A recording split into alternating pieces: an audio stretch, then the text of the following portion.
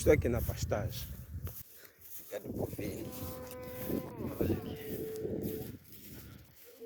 Está tudo cheio de gado bovino. Nós estamos gado bovino aí, meus pastores. Gado bovino. Isso tudo pertence ao meu cultura. Nosso gado. Nosso gado. Olha para lá. Foi depois. Foi cheio. Aqui, cheio.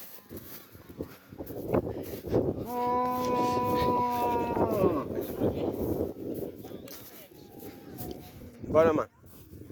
Agora foi. Yeah. Ah. Tudo bom, irmão?